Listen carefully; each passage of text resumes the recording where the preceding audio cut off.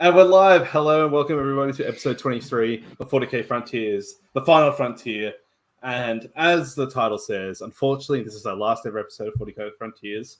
But joining with us is the intrepid trio. So we've got Mr. Pask. How you doing, buddy? I'm doing very good. There we go. I've learned how to light myself. So we're doing good. We're remembering how to podcast for the last time. That's better late than never, This right? is riveting audio content. Riveting audio content. After a year, we finally got it. Hoorah. We figured it out. Let's go. And with us as well, we've got the world traveler himself, the man who's been to more countries in the past week than most of us, and is going to even more than that. So, Mr. Towse, how you doing, buddy? I've been to one country in the past while, so I haven't done the thing yet.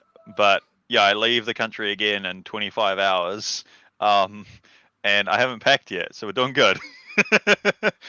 But nothing bad could ever happen with that, right? Nothing bad could ever happen. Okay, so I'm going to the other side of the world, so sleep's going to be wrong anyway. So if I muck up my sleep now, I'm actually fixing it. There we go. Yeah, and yeah, so no Ben, because we assume work's gone crazy for him, which, like, it's a bit rude for Alex to make it here and him not. But anyway, what else would change? Yeah, and how you been, Sam? Hey, good, man, good. So sort of finally settling back into Queensland, so everything's sort of moved in now. It's Warhammer table and stuff's behind me. I've been able to finally paint, and I got my first Queensland event tomorrow morning, so very excited for that little one-day teams event. So yeehaw, happy for that. But yeah, been well, and I guess alluding to what Benny Wade's in a way. Unfortunately, that's like sort of part of the reason we're sort of finishing up this episode. So I'll finish up this series of. This episode's done. This episode's done. Send it. Send it. We're busy. No, unfortunately, like, this is our final show, our final episode. Well, just life's getting in the way for all of us, and unfortunately, we're not going to have the time commitments and the ability to produce the content we like to anymore. So, thankfully, just like the network's been nothing but wonderful and great. So, nothing but love and praise for them. So, do we want to be personal at all a bit more with the reasons? I'm happy to share mine at least. Go for it. So like I've just been overseas. I'm going away again for like longer because uni had 2 trips come up, which is awesome. Then I'd already committed to ANZTC and WTC, and like I should probably actually do my studies at some point. So, you know, there's that, so that's why, like, in this bit, I'm not around too much. Yeah, it's just, and Sam, your reason being? I think maybe go past, and I can sort of wrap things up. Yeah, Alex. Yeah. So for those of you keeping score at home, if those who actually, can I add real quick? Yeah, what's that? So just a reminder that Alex is stationed in South Korea, hence him being on here as the American but abroad. And so I join the backstage thing, and he's just like, "Oh yeah, how was it getting shot at by North Korea?" And I'm just like, what?" Because apparently they fired a ballistic missile at Japan while I was there for other things. I didn't know. It was fine. But yeah, that's going on, and he's in South Korea as part of the military. So there's 2 dots. Connect them. You can do that. No, I can talk a little bit. The unit I am a part of participates in national exercises pretty regularly. For context, I worked 11 days straight, 9 to 12-hour days for the last 2 weeks. No weekend in there. We went straight, which for everyone who's in the actual military and does actual field exercises, that's nothing. For desk jockeys like me, that's a lot. So there's that. Work has gotten a little busy. I spent the last week a little bit behind the curtain because this is the last show. So we'll do that. I spent a lot of my last week liaising and working with United Nations Command. So I was working actually with a bunch of Australians, Brits, other countries. You mentioned RNZAF. Our guys were there too. Yeah, right. I cannot confirm or deny that. Okay. That's a video content for everybody. No, it's a whole host of countries. There's a huge command that's here, and I got picked to work with them. Really exciting work. Also means that I'm censoring myself a little bit, even though it's the last show. I'm busy as hell a lot of the time, and it's a lot of 5 minutes apparently for the algorithm, then we can cut loose and it doesn't. Oh, okay, that's how this things. works. I can get a lot of stuff last minute, which has been a lot of what's going on. In addition to that, Jackie, my wife, and I sat down and kind of looked at the calendar for the rest of the year. And so March, not busy. April, we're hosting my parents. May, we're hosting her parents. And then I get to graduate grad school and actually walk at a college graduation. So that'll be cool. Let's go. June, I'm going on a different training exercise. July, I'm flying back home to play in GW Seattle. Fingers crossed. At some point in there, I'm going to be playing in Korea's golden ticket event for the GW Worlds. I'm furiously negotiating with the guy hosting that to please God fit that around my schedule, because my schedule can't change and I know yours can. And we might be playing it in 10th edition. So who knows? August is very busy. There's probably going to be a GT in there, and then I've got some work stuff. And then September, I'll be tentatively flying to the UK to play an LGT. You got me showing up in August too. You better be ready. Yeah, and you and I are meeting in August, and to eat food and potentially play a game. I own Don't the table stand me now. up on my birthday, dude. I hadn't planned on it, but I no promises. Anyway, August is when I also actually graduate school. Just because I'm doing a summer semester, but I get to walk before I actually finish, because that's how that works. So let's see. Where's our timer? There we go. 6:53. Cool. I'm busy as shit. And it's really. I said 5 more. You got to hit to 10 minutes, I think. But well, whatever. Too bad. Fuck the algorithm. The sense of ads. No. It had reached the point, at least for myself. I had commented before that I was going to be more of a frequent guest than less of a host.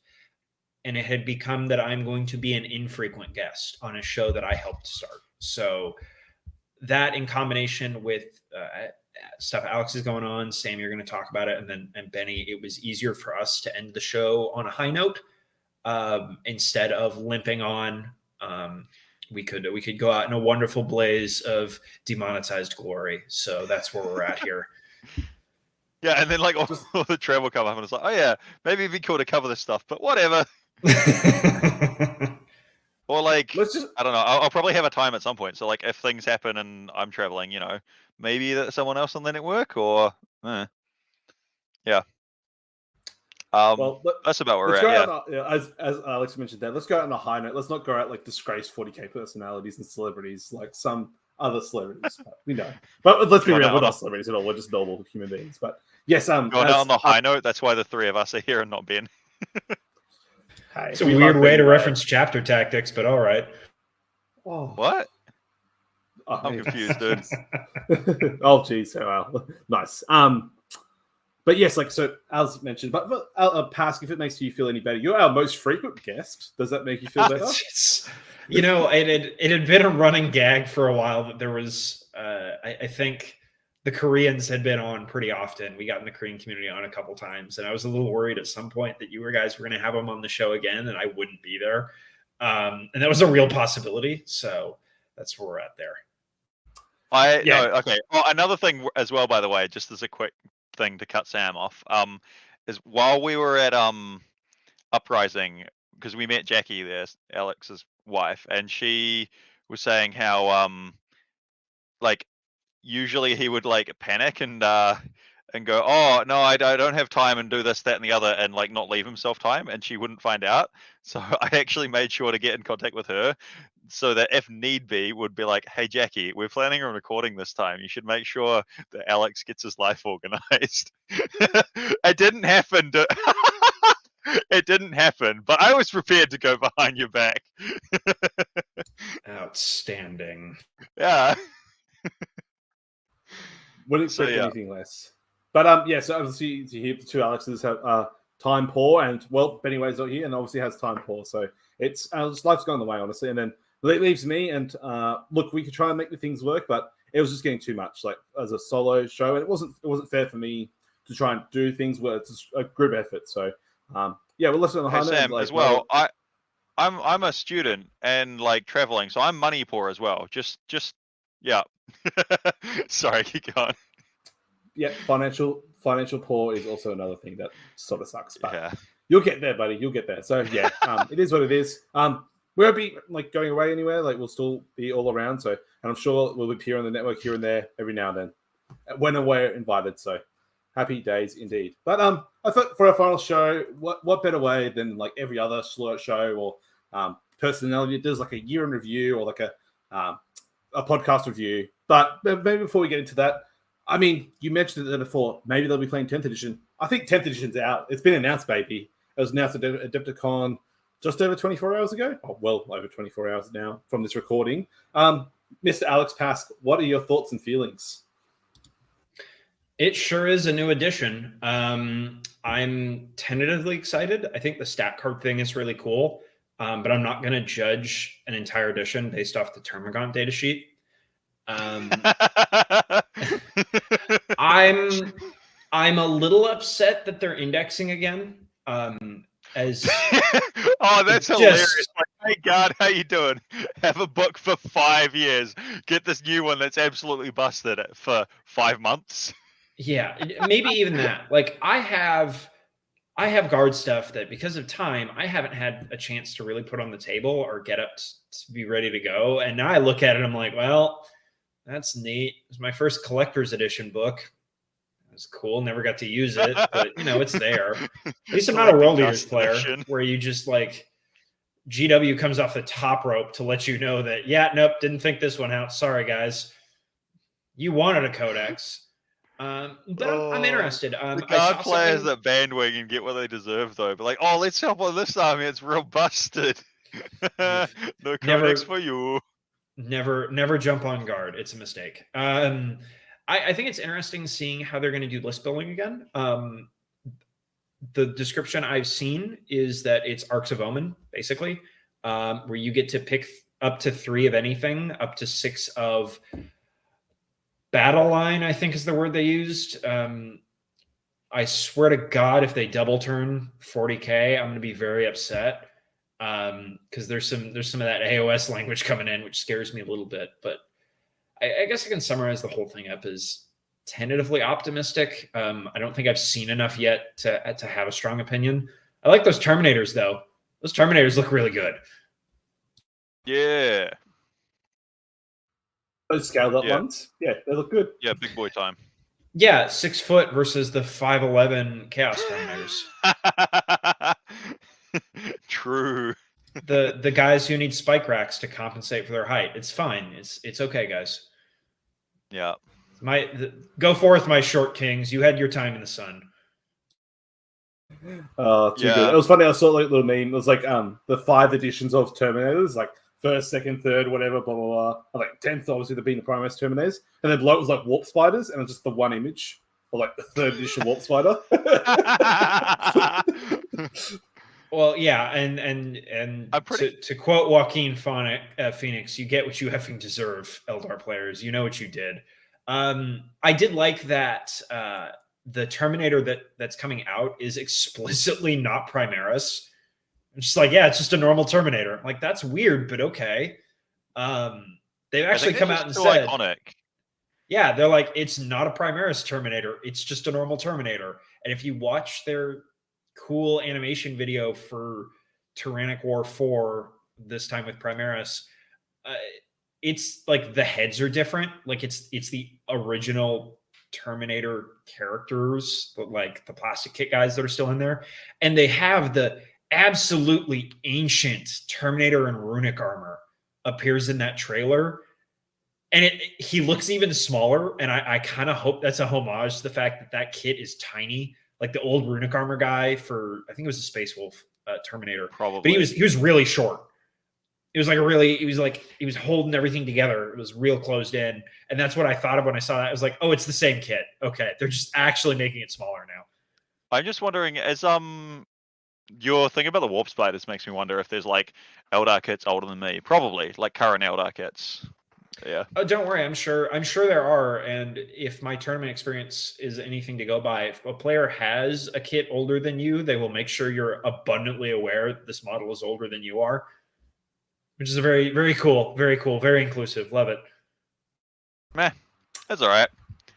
I keep looking over as if like we've got the like Word document, spreadsheet, Google Doc. That's the one that Sam always makes. There's not. There's no plan. You can't go off the rails if there are no rails to begin with. Yeah, I don't know. There certainly is a document, but sure, go ahead. There certainly is a run sheet. It's in the group chat. I just put it in there. There is a run doc. Sam and I are both staring at it. Okay, well, I'll go try find it. Oh, that's right, because I had to send you the instructions because you finally got around to trying to build my terrain. Anyway, Towse, what do you think of 10th edition? I'm looking for the right. I don't know, dude. I have been like the fact that I'm not packed yet for my international trip tomorrow means that I just to clarify, I haven't had time to look at much 10th edition. I don't know, but I sure am going to be playing it at WDC, so at some point I'll work it out.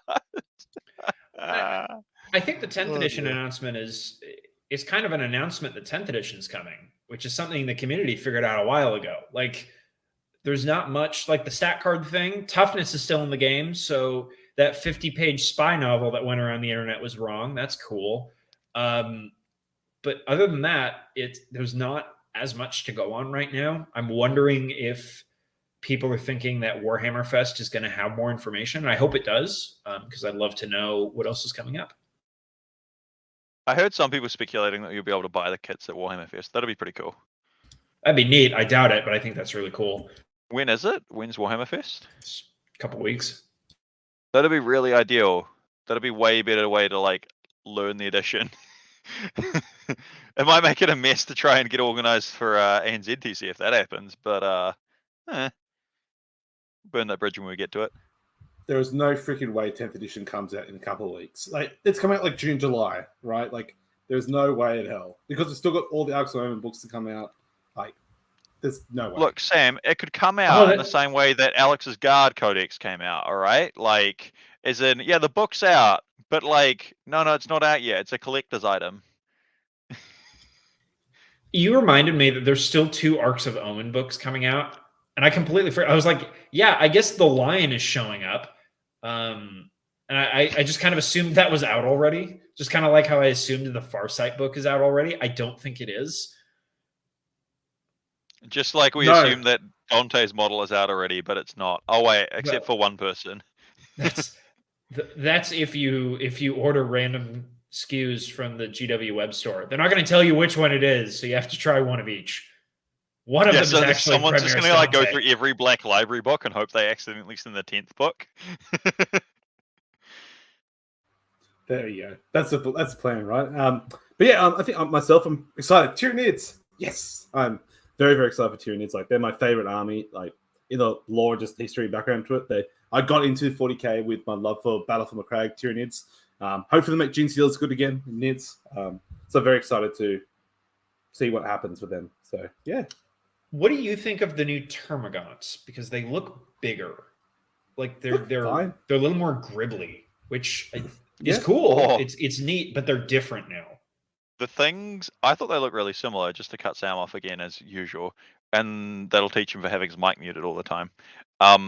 The things that I'm really hoping for Tyranids are either that the Hormigaunt and Gene Stealer kits change, or they get different bases. Because having played against both of those models, Gene Stealers on 25s with 40mm diameter arms is just like that. No, go away. And the same with Hormigaunts that are like that long. They should be on like the oval base thingies. I thought I had one nearby, but I don't. Or like Stop it. No. Hormigaunts on ovals? Are you high as dude, fuck? Okay, so like if you're playing a combat thing, oval bases are so good though. You're playing Custodians at the moment, right? Have you played with bikes? Have you tried using oval bases for combat stuff? It's so good.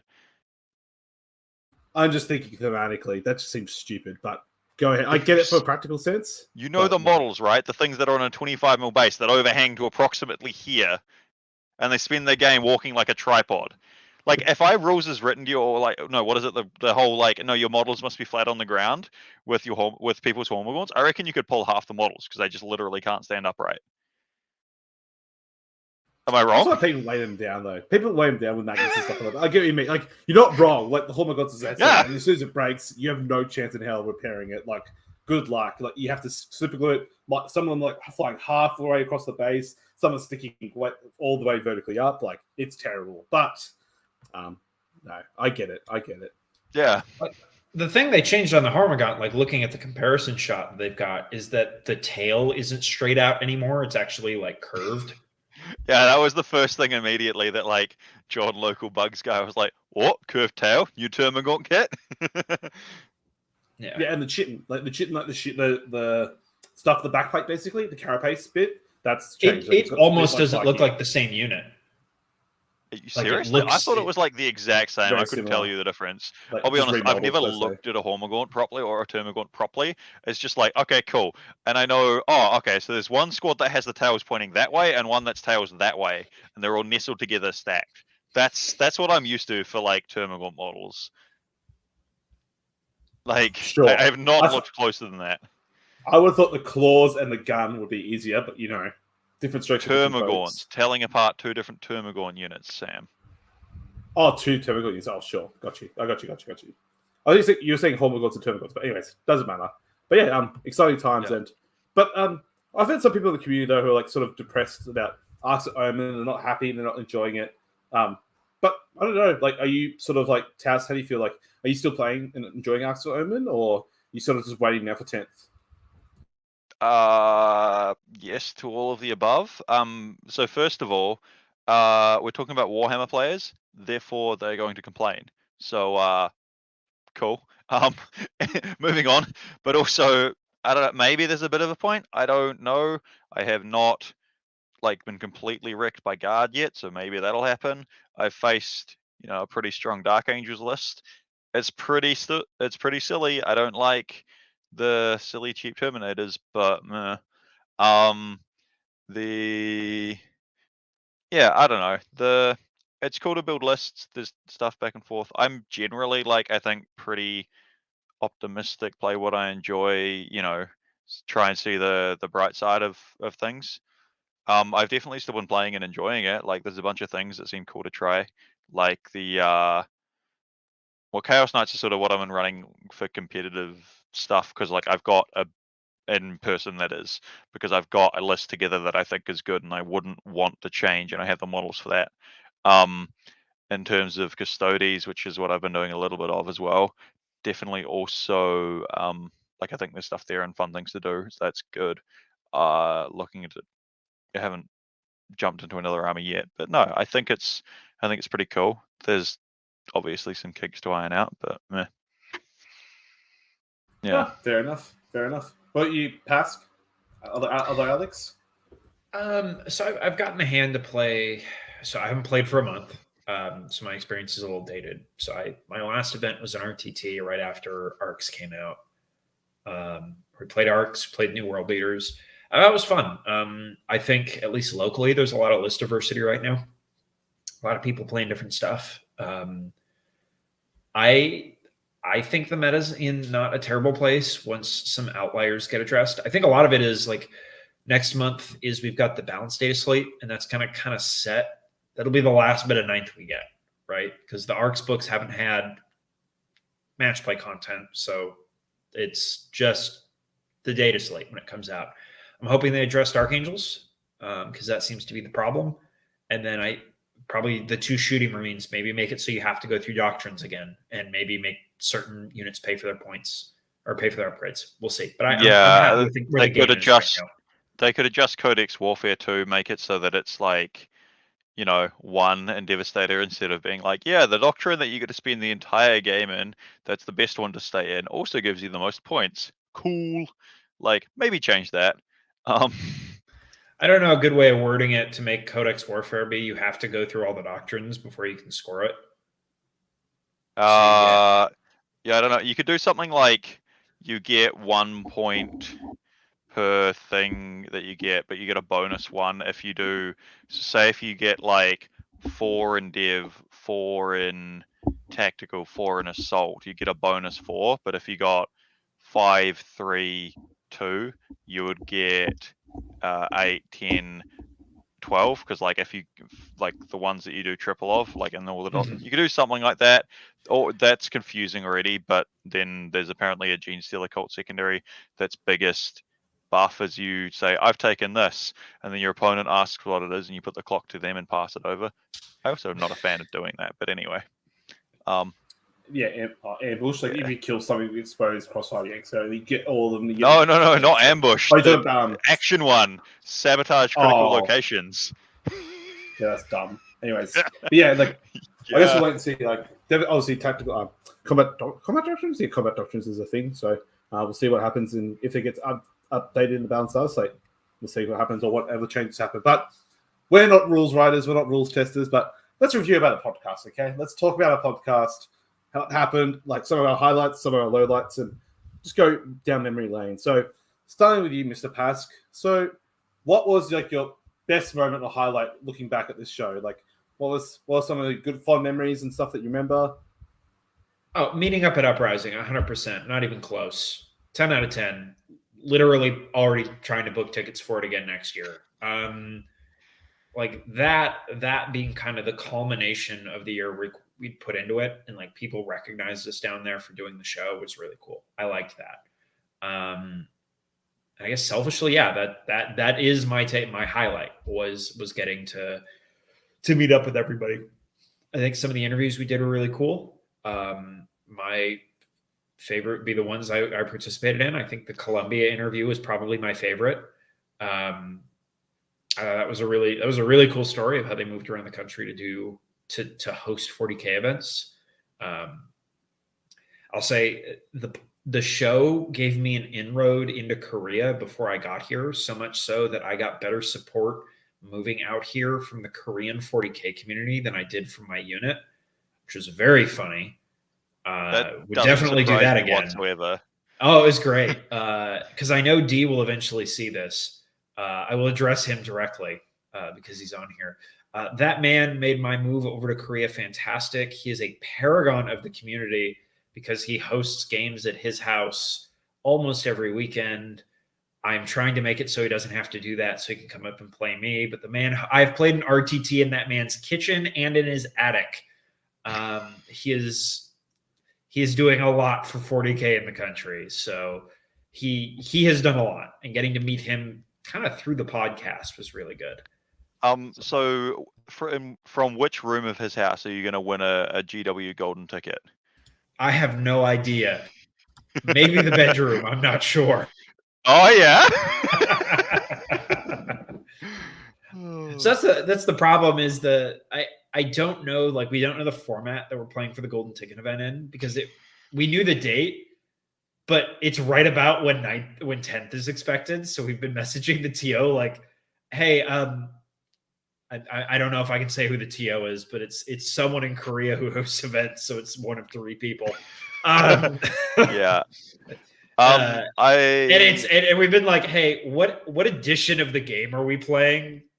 I hear semi-finals is decided by a roll-off. 3rd and 4th is decided by a melee-only fight. That's all I got. So we actually did at the last RTT. JD Carter was one of the players here. He was a big Knight player. This is just an anecdote from Korea as I completely burn through time and go off script. Because him and I played a lot at the time. We got to the end of the RTT and we were both exhausted because we both had a long week. So we looked at each other and said, hey, you want to play the game? You want to roll 15 dice, add them up together, winner gets the higher score. And I was like, let's throw dice at each other. I remember that, yeah. I played my final round of an RTT lasted all of 1 minute. That was pretty good. Nice. Anyway, I've rambled. I feel like that's just on brand though. Also, like, eventually, no, Sam's not going to learn clearly to unmute his mic. Sorry. Yeah. What about you, Towse? What's your favorite moment in the highlight? Hold on. Sam, why don't you go first? Because Towse is going to go for half an hour anyway, so we might as well I let don't you think go I will. before If you you'd asked come me off. then, I would go for like 30 seconds of like, dude, I don't know, I can't remember specific things right now. Gosh, that international travel brain has just messed you up, and like lack of having to organize stuff has just ruined you, Towse. Just ruined you. Not good. Yeah, guys, that's the real reason the show's finishing. We tried to do one show, the Luxembourg show, right? We had one go where Sam couldn't like do the organizing stuff in the backstage, and we just waited until he was free. So like he's with him being busy and not quite able to give the time that he normally does, just we're hopeless. Yeah, maybe that's my highlight. It's just like Sam actually making this work. There you go, dude. Anyways, yeah, look, shit happens. We got to get there, but we got there. So, my highlight, I guess it's been good, like just to do the show. Like it's been something I don't know. I've always enjoyed. Like back in my heyday, I was like obviously a young lad doing Call of Duty montage videos, like a absolute gangster. Like absolutely loved it. So I always enjoyed that content. How the hell have we not seen those? Mom, get the camera. We'll show it backstage. We'll show it backstage for sure. You can hear prepubescent Sam Levin, so living it up. But I've always enjoyed it, and like I've consumed a lot of 40K content. And when the idea sort of came up to do content for the network, I reached out to Ben Waite like straight away because he and I had already been talking, and this gave us the opportunity. And then we were told like abruptly to like start within like less than a week or less than 2 weeks, so we barely had an idea together. And I was like, oh no, we'll delay it to the wedding, like delay it till after my wedding. And well, we actually started doing it, and it's been a wild ride since then. So it's actually been going over a year. So it's been amazing, and I've just enjoyed like obviously getting to know all of you much better. So new Towse from the Best in Tabletop Discord, and if I can see his face and talk to him a bit more in person and learn on the podcast, then yourself, Alex, getting to know you as well. So that's been fantastic. Like the relationships and friendships we've developed has been amazing, and catching up at Uprising was the culmination of everything. So it was just awesome to meet, and really friends for life. So that'd be awesome.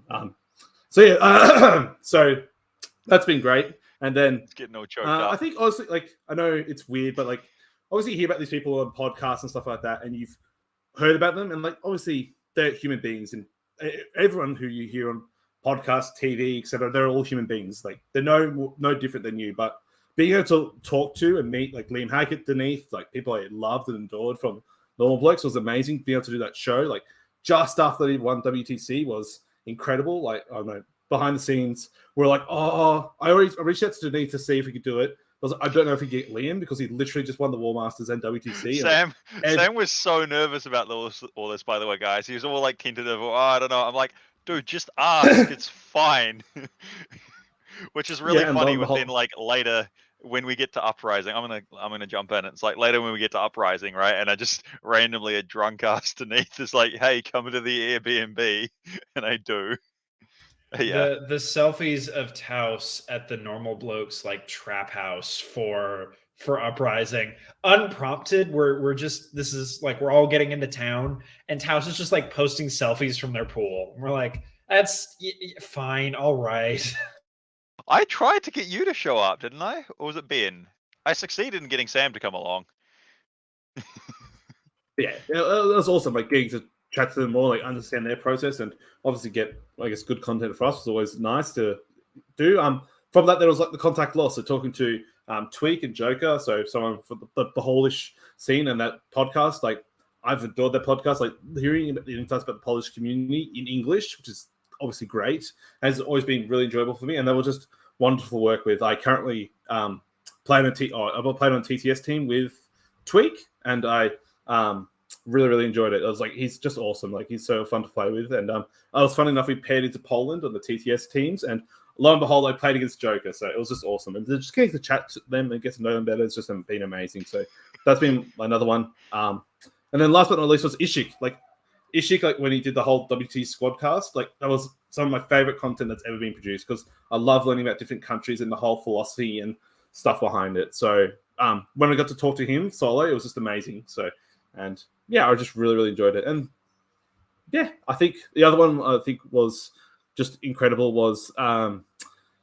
Mexico, where we got to talk to the Mexican guys. And like they literally prepared. So those advertisements they had on the side in the video, like if people go back and watch it, they literally prepared for that event, that presentation and video, like a week or two. They had like all these advertisements and everything. They went to an internet cafe. They did as best as they could because obviously some of the internet and stuff over there can't be great. And they put so much time and effort into it. Like it was incredible. And I was at a time during the show where it was a lot of hard work being done. I was like, oh, just stressful as hell. So, and that just like really lifted my day for weeks on end. So yeah.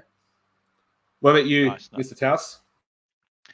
I think it's probably realistic. What I should say is like how, and it's hard to connect how much of this is the what is it, the just different 40k Discord communities and stuff, and how much is like the show.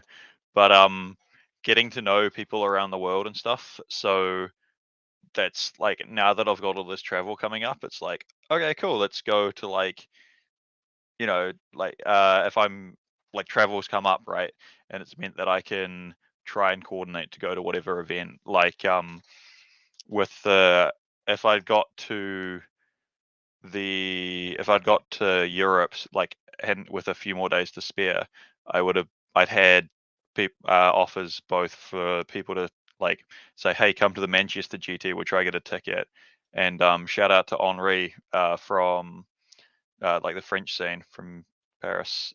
He was like, yeah, and had, if I could make it, a ticket to, I don't know the details or specifics, I'm sorry, of a French like major thing that's happening just quietly somewhere in there.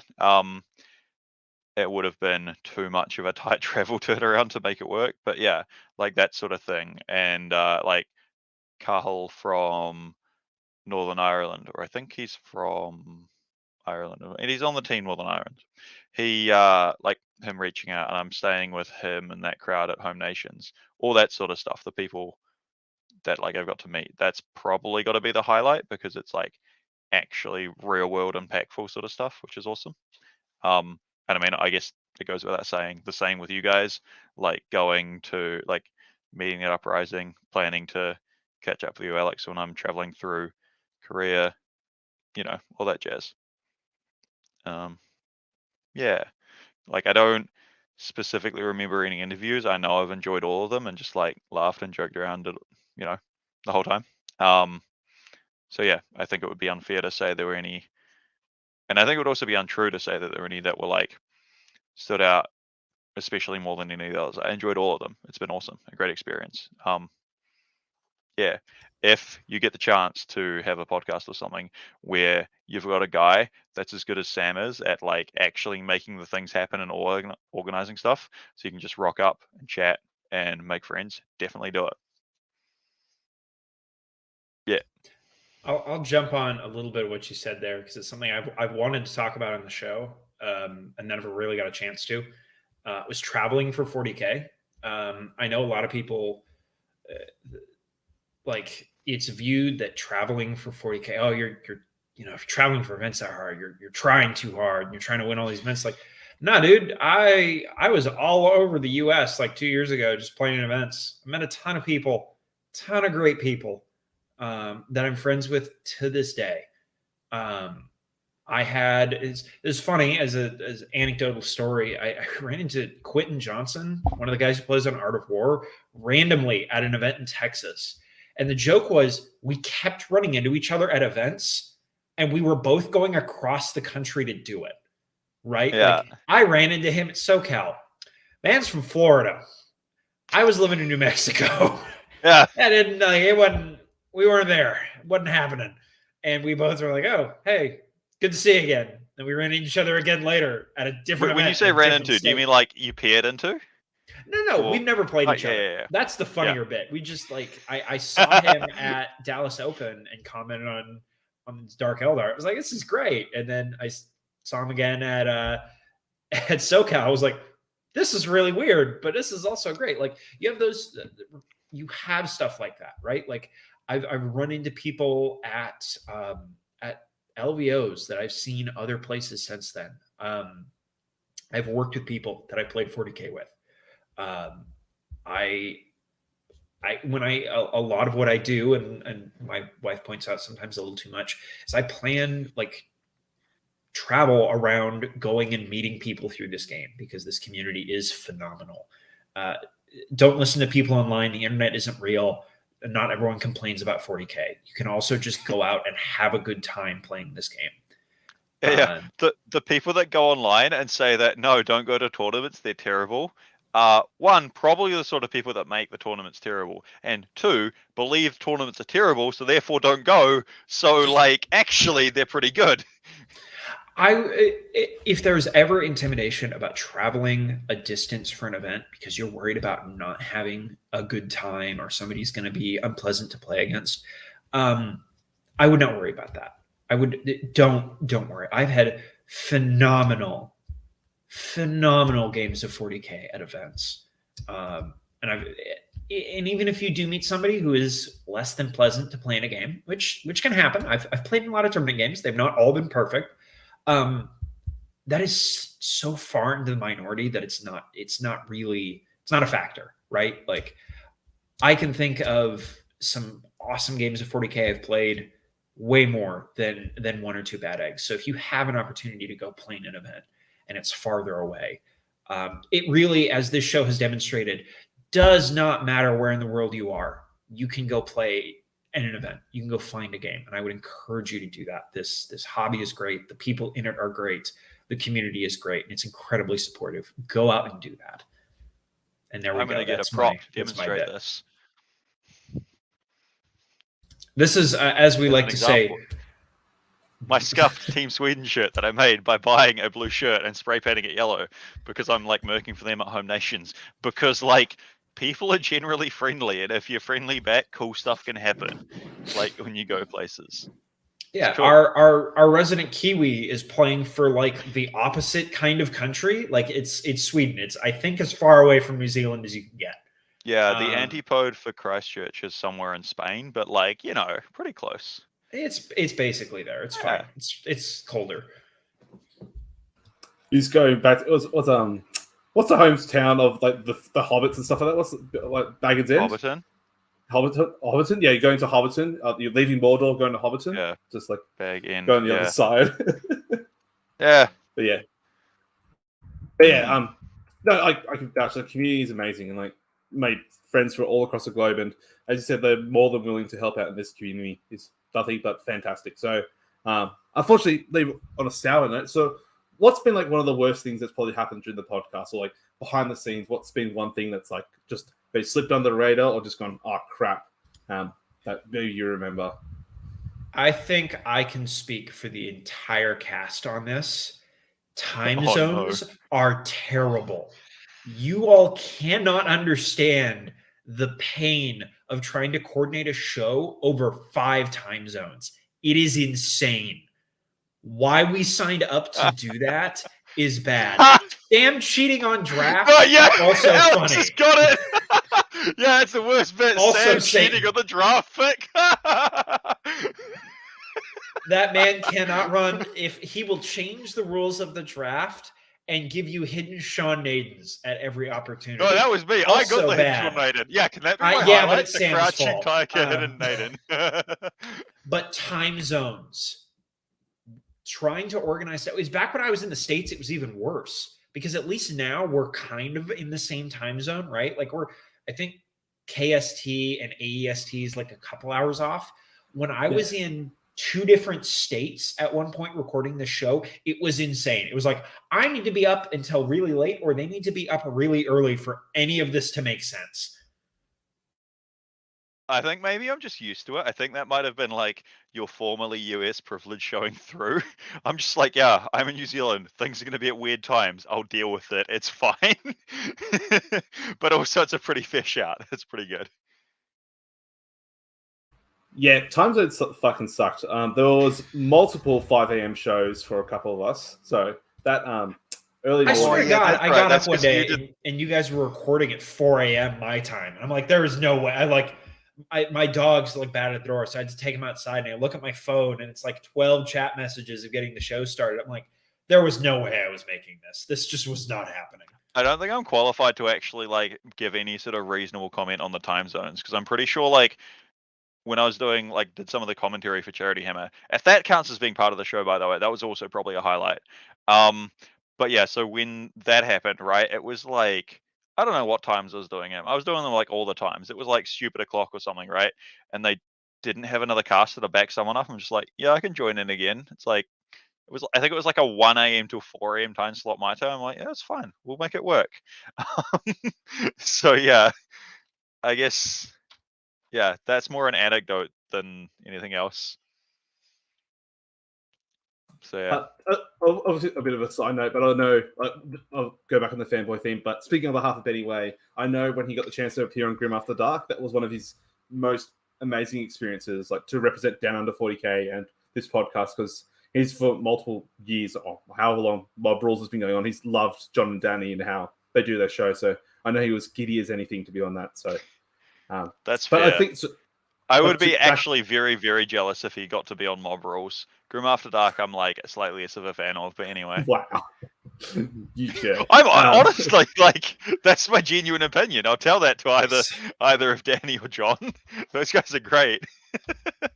Meeting both of those guys in person is phenomenal too, because it's not. I met both of them at the same time at I think the last LVO I attended, so not the last one, but the one before that. And it's like, oh, you guys, this is just how you guys are. This is phenomenal. This is outstanding. Yeah. Oh no, I've got 3 more things. One of them is just I'm a bit jealous of you getting to meet those guys and like some of the American guys, but I'll try and make it there at some point. And can't complain about travel opportunities right now. But no, two of the things that are like some of the worst parts about the show, and I'm gonna rank both of them at you, Alex. One of them is like sometimes you just show up with this awful thing on your top lip. Do not even mention the dirty exercise stash. All right, there's a time-honored tradition. Yeah. Anyway, that's one of them that I got not being allowed 400 feet within public schools. Dude, I'm within like 40 feet of a school, all right? I just on principle need to. There's I'm on a dead end street with a school down the end of it.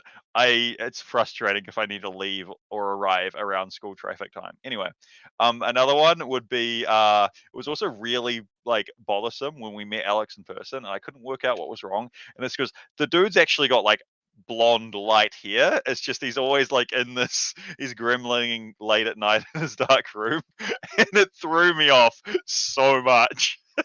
Towse straight up recognized me the first time he saw me, which was very funny. It took me a while to process. Yeah, I'm standing around in a pink shirt, I'm sticking out like a sore thumb, and he eventually figured out. He goes, "Oh, you're really blonde." I was like, "Yeah, I am. It's not even close." But I hide it through editing magic to make me not look that way. Yeah. Oh dear. Yeah. Too good. I think for me, the other one that was the worst thing that happened. So during the South African interview, my internet just shut off, without any notice at all, and so I literally had to panic mode, try and join via phone. Nothing was working, and I felt so sorry for guests. Then they're left there. Dude. What the fuck's going on? Dude, it's fine if you're gonna have anyone if you're gonna have technology fail during an interview. I don't know if anyone would be more understanding than South Africans who just have regular rolling blackouts planned because their grid can't cope. I feel like they would be the best at sympathizing with Aussie copper internet being garbage. That is fair. Moving on. So, what's been one thing you've learned? So, during the podcast, obviously we've done a couple episodes. We've done many episodes. Talked on the line for many, many hours. Interviewed people from all across the globe. But what's been one thing you've learned? Maybe it could be about communities or the scene or just something in general. The popularity of 40K in Latin America was really interesting, both in Mexico and it's not quite Latin America, it's North America, but I guess the Spanish-speaking world playing 40K.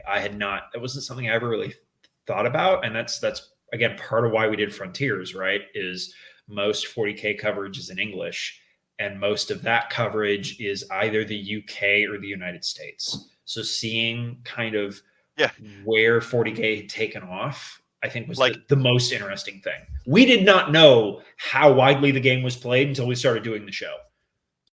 Yeah, Europe is a massive 40K scene, right? Which shows at ETC back then and now WTC, right? And they've barely got coverage. It's the French randomly show up to WTC to provide coverage, right? And that was cool.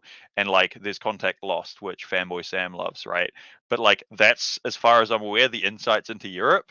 And like Europe's massive. So yeah, the fact that like there's stuff going on in all these other places is really not surprising, but was awesome to sort of learn about. Honestly, I wish we could keep doing that. It's just not realistic with how, life's happening at the moment. Yeah, I mean, talking with Ash out of Singapore, you don't think about 40K played in Singapore. That's not something that normally crosses your mind. I looked at attending ArgCon because I was like, yeah, flights aren't that expensive. Just stuff like that. We're like, hey, where is the game played and how is it played, and how are communities coping with that? And that's like the different ways that the game is interacted with globally. Not even online. Again, the internet's not real. Don't listen to people. It doesn't exist. Seeing how communities organically form around the world playing 40K has probably been the most interesting, and how they kind of self-moderate and create their own thing. The different weird problems and restrictions in different places, right? Like you see, it's like when, what was it? There was was it a White Dwarf or Warhammer community thing, right? Because there was some Antarctic expedition people that like played a kill team battle or something like that, right? In Antarctica. But stuff like in Singapore, right? Where like you can't just find a hall to hire, because do you know how much that costs? It's a city state. So yeah, they've got to find other places, like the house or apartment RTTs that Alex has gone to, right? That sort of thing. Yeah, I played 40K on the 14th floor of an apartment, that's of an apartment building, because that's what we have access to. I played the GT we played here was in the basement of a community hall in downtown Seoul, right? Because the guy, and credit to Benny, the guy who ran that event. We found out later he took a huge financial hit to do that, to keep ticket costs low, because renting space in Korea, especially in Seoul, is insane. And there's how communities cope with the costs of hosting events, right? You also have availability of models, right?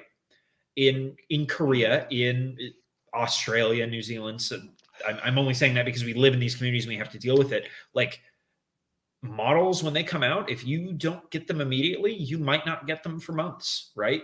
Yeah, like for Uprising, where you're like, so I guess we're playing Arcs for Uprising. Can anyone get me a book? This is what like Alex sends to the group chat, and so I'm just like, I message the like local store guy on Facebook, and I'm like, hey, do you guys have these? Can I reserve one? Is there a process? And he's like, yeah. How many are you after? I'm like, 2. And then secure them, take them to Uprising. Turns out it was like, I wasn't alone, like Alex wasn't alone, sorry, in struggling to get them. There were many Australians that didn't know that the book was actually like real and physical and existed and printed. So, weird things. Yeah, I didn't have, if I hadn't done that, the book wasn't available in country. Like, you just couldn't get it in country at that point. Yeah. There's a couple of us here who will, I don't want to say bulk order when seasons change, but we usually buy a couple extra copies of the tournament book in the US and ship them to APO addresses, because we know people can't get a hold of them. So like our event organizers at least have copies of the books that we can because you like when we were at Uprising, right? You'd said that you'd worked out that I did manage to secure a copy, but I assume this isn't a surprise anymore. But like so I've got that. So this means that now, once I gave you the one in person, you now had 2 copies once your one arrived, and that was earmarked for your local TO, right? And it's just like, this guy doesn't know he's getting the book for free, but he is, stuff like that, where people. And then he ended up getting a copy, so we handed the book to somebody else, like that kind of thing. Well, it's funny, right? But we don't know that that's going to happen, and that's something playing 40K around the world in not, I'm going to say, not target markets. Is something you have to deal with. Now, this is something interesting about 10th, and this is a rumor thing, but I'm going to talk about it like it's real because I'm tired and I'm not going to verify this. So, source, it came to me in a dream. I had seen that apparently the combat patrol stuff that's coming out is partnered with Amazon. Like Amazon That would has a make sense. They're GW making a partnership TV show. because they're making a TV show. Exactly. And they're going to link those two things together. There's two dots. They're connecting. Exactly. You can connect those. If you know anything about global logistics, Amazon is pretty good at it. So we might actually see the game take off in a different way than before, where, yeah, oh, we want new players to join the game. Sure, but you need to be able to get them product. And if anybody can do that, it's probably Amazon. So I'll be interested to see if that changes how global 40K looks. Yeah. Right. Sam, what have you learned? Have you learned that, like, I'm rubbish at organizing things and interrupt you all the time? Yes, Like I've definitely learned that. I think the funniest thing I learned, like, was just the availability of stuff. Like, you always hear, like, obviously in Australia, New Zealand, and other parts of Southeast Asia, it's hard to get models, it's hard to get things, it's expensive. But like, man, South America have it like so much harder at some things. It's like one of the funny stories I remember was when I'm talking to the people from Puebla, Mexico, was so they hosting their event. And I think, or maybe it was like a month or two later, but it was before the fact and stuff like that. I can't remember exactly the times. And they had one person rock up with Tyranids. They're unnerved Tyranids, and they've never versed Tyranids in their life. And that was the most hysterical thing, but like eye-opening experience ever. It was like, oh, like people, because of availability and just their scene, just never faced them. It was just hysterical. And hearing that whole story, like, it does what? It was just hysterical. But I think also the other thing is just like how good communities are. Like, I know we've harped on it before, and I went harp on it too long ago, but there's so many people give up their time, money, resources, and just flesh and blood, honestly, just to make sure events run, make sure people have that time out of the day to enjoy playing around and moving around war dollies and toy soldiers. So it's an amazing community, and it helps so many people, because life can be hard at times. Like, it's, I know we've all had like struggles and stuff like that over time. So look, being able to enjoy this hobby and have people who are so willing to give up their time and money to allow us to enjoy 40K, it's amazing. Or any forms of Warhammer. So it's just fantastic. Yeah. Towse, I guess, like, that seems like a reasonable amount of time to mention, right? Like, I guess one of the things I'm going to focus on, if, like, after the show and after all my travel nonsense, I'm going to, like, put more of an effort into the terrain making stuff that I want to do, because I've had, like, when I've shared it, I've had people reach out. And actually, Alex has helped with this today. I say helped in a loose sense, because, like, he's increased the magnitude of the problem that I have. That's a good problem to have. And that I've had a bunch of PTOs just from various stuff in the community, right, be like, I want to buy that terrain. I'm like, cool, I want to sell it to you, but, like, I don't know how to make it to get it to you in, like, a way that doesn't involve me just basically using myself as slave labor. I'm not going to do that. But yeah, that's, like, something I'm going to work on probably next, is helping with that side of things. Yeah, just put that in because it seemed a reasonable time. Someone else can go now. No, that sounds awesome. But, like, looking forward to the future, Towse, is there anything else more you have on the horizon, or things you want to achieve that maybe people might want to worry about? Obviously, you got WTC, you got ANZTC, so the first time you're representing South New Zealand there, and New Zealand for WTC, but anything else? Yeah, okay. So I guess, I don't know. I would say you'll hear about this on the later show, but that might not happen. Who knows? I might need to try coordinate with, I don't know, talk about it somewhere. But yeah, so I've got home nations in, like, 8 days. Man, that sounds weird when I say it like that. Anyway, I got to do pairings and list evaluation on the flight, I guess. So I got that, and then I have, as I was transiting through Narita Airport in Tokyo, I got confirmation from the last of our 8 from the South Island New Zealand team that, like, he's got permission from the missus to go to Brisbane. So we've started to pull the trigger on that terrain. Not the terrain. Sorry, I saw Tim's comment pop up, but it confused me. I'm scatterbrained right now. So yeah, we started to commit to that. I felt really confident though, like, as I was, like, in transit from one international thing, have another one like about lined up that I'm like lining up the next domino, it's like, oh, this is almost like it's almost working. So that's happening. I might try and organize another event to TO, but that might just be a problem. And then there'll be WTC. That's about where I'm at. I'm probably forgetting something, but that. Many things, it sounds like. Yeah. And so I'm sure if someone somewhere reaches out and be like, hey, come talk about things, I'll rock up and talk about things. I'm good at that. Sam can confirm.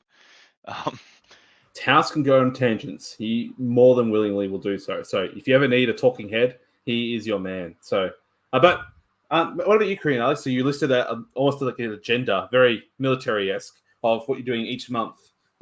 Is there anything else that you missed, or? No, that agenda is really just so I can remind myself I should probably paint things. I have half a Custodes army and half a Death Guard army, and one of those will probably be good at some point. So, like I have Custodes are pretty good now. The Custodes are pretty good now. I've got 5 more Witch Seekers that I'm hoping. I am playing in an RTT. Pulling up my calendar, riveting audio content in 2 weeks. Let's go. And I'm gonna take Custodes to that. I need another unit of Witch Seekers, and then I have to build a dude with a gun because 10-point acolytes are really funny.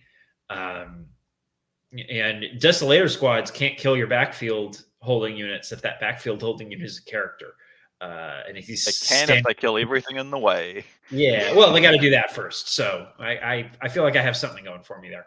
So like the second unit activation can do. Yeah, basically, yeah. They got to indirect the Caladius down, and then they can indirect and kill the Acolyte. So I'll do 2 activations. We're fine. Do I have my funny wound counters, guys? I made funny wound counters, and I want to share them because like that's where we're at. Your Caladius thing reminded me. I've made prep. This is also great audio content. Is it going to focus? But to explain to people, I have been running House Herpatrax War Dogs. Those have 14 wounds when they're on full health, right? And D12s are common to be able to buy and stand nicely and work as wound counters, which means it's really annoying when you take precisely 1 damage because then you don't have a D13. So I've made little teardrops that in Comic Sans say, I don't have a D13 to be wound counters when they're on 13 wounds. That's I use D10s for my wound trackers just universally, and I have definitely taken a wound on a Caladius, looked at my opponent and said, you're really going to make me track 13 wounds, aren't you? It means that 2 dice have to follow this tank around for the entire game, and I'm like, this is don't do that, dude. Buy a set of foot dice and just be like, right, you're gonna make me track a 13. I'm gonna do it backwards, No, we're not doing that. We don't count. We count runes remaining, not wounds taken. That's we're. Oh my god! Added them. Okay, so also for audio listeners, are we? All right, scroll. Well, Adam, the newest Art of War coach, Alex Iglesias. How you doing, buddy? Phil Alex. Good. We just thought there wasn't enough Alexes on here, so we thought we'd do it. Absolutely not. And we got Mikal. How you doing, buddy? Good. Also Alex. Yeah. Also Alex. But yes, these 2 gents who have joined, I don't know how, but somehow for a stream, they've joined.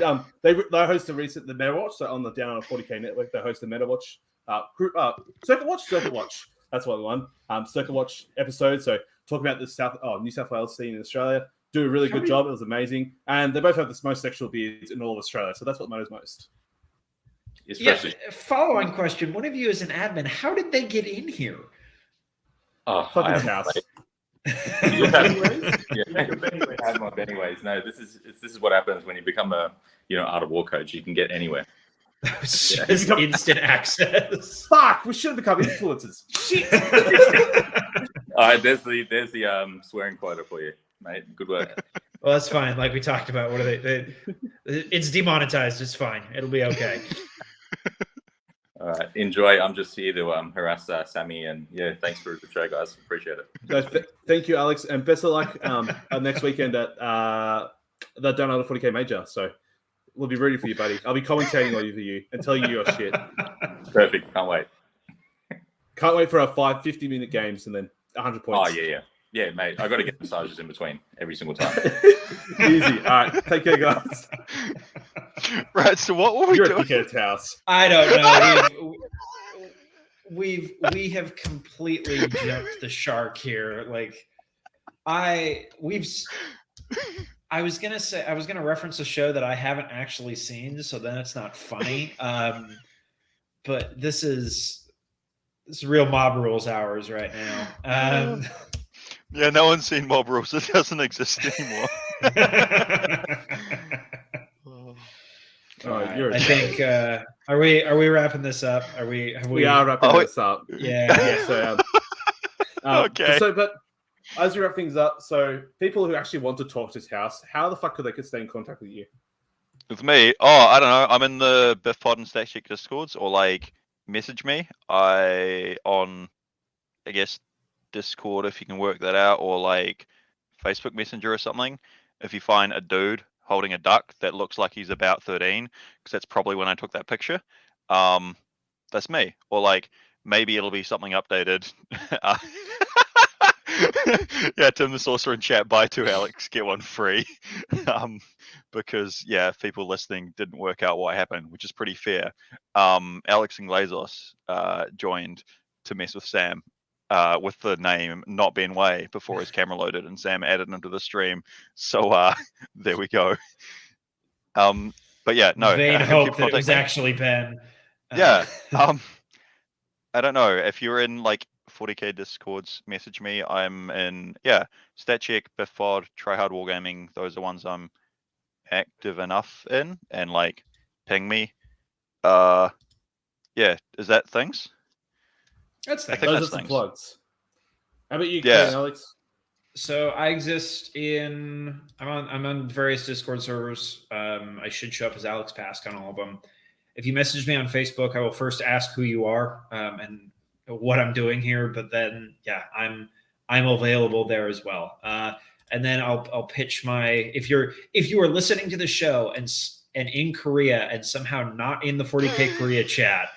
Yeah. First off, how? Second off, find a way to get a hold of me, and I will get you added to Warhammer 40K English on Kako chat. There we go. Gotta get those regional plugs in. I'll be around. Yeah, or if you like message probably any of the like, if you message anyone from TNG or anything like that, or like any of us and be like, hey, I want to talk to this guy about thing, people are generally friendly, right? Like just yesterday I started a message chain from Lucas through Tyler through the TO of Rosehammer to hopefully someone about laser cutting. People are friendly and will help people out. Yeah, that absolutely. People are friendly and will help out, as has been evident for this show and how Towse is traveling around Europe basically by couch surfing across various 40k players' couches. So, yes. And how do we get a hold of you? How do we find you? Just summon the beacon, baby. No, I'm like similar to those other gents. I'm on the Best in Tabletop Discord, Stat Check Discord, and various other Discords. Like they're all grouped in there. You'll find me somewhere, or just light the beacon and find out. So, and if you any of those other podcasts, if you reach out to any of those hosts, they can definitely get in touch with us. So, if you're in the Stat Check Discord, just ask in show questions. That's where you ask anything and everything. Absolutely. Yeah, or like the Biff Pod one. There's I don't know if the channel for our show is gonna stay. Maybe you just be like, hey, can we necro this thing? Are you guys still around? Yeah. But yeah, that's it. Just a final massive thank you to everyone who's listened, even an episode or all the episodes. Just really, really appreciate it. This was your last. As Tim the Sorcerer says, now that the show's over, Sam, you can drop the act and the V. The real prick you always are, deep sound. Nobody's that nice. Well, fuck you, Tim. Guys, I can confirm Sam is this nice. It's hilarious. Or that's maybe one of the highlights of the show. Just to go back again, it was probably when we were in person in Adelaide, and Sam did the explain to try be helpful thing to Jackie, Alex's wife. You agreed? Yes. It did happen, guys. Sam is not a character. No, this is just him all of the time. And it is in the night. He is one of the nicest people in 40K who puts his entire 3rd edition Dark Eldar army on a cookie tray and puts it 3 millimeters away from his feet while playing. Like, all of that is true. The stories are true. I'm an athlete, so it's all good. His massive ass feet, right? That'll take out 1,200 points of Drukhari in one misplaced step. And he's just like, "What do you mean? This is fine." I'm like, "Dude." I think in our group chat, just to get a picture of that titled, "Please stop, you're stressing me out." Too good. But yeah, just a massive thank you to everyone. Appreciate all the love and support you've shown over the past year and every single episode. So yeah, and looking forward to just to also, how can we get a hold of Ben? Like, you can't. Ben's not theoretically, I know that we can't get him on our final show, but yeah, like, shout out and thanks to him as well. But do you guys know if people want to get hold of Ben? Recommendations, like, obviously you can get a hold of one of us, try it, and then we'll pass it on. Shout out to Down Under 40k, his Discord, right? We should do that. Yes, yeah, Down Under 40k Discord is definitely where you'll be, and you'll be part of Best in Tabletop, and also on Stat Check. So any of those, you'll be able to find him, and you'll work it out. So, and if you have like a question about the New South Wales tournament scene, just slide into his DMs, and maybe he'll respond and figure it all out. So Down Under 40k Facebook Messenger, that will also work. So. That's it, everyone. Thank you so much. Really, really appreciate it. Have a wonderful rest of your day and evening, and catch you next time. See you, everyone. There's not a next time. We won't ever catch you again. We'll never see you ever again. That's it. The habit. Yeah, that's it. Catch you never. Goodbye.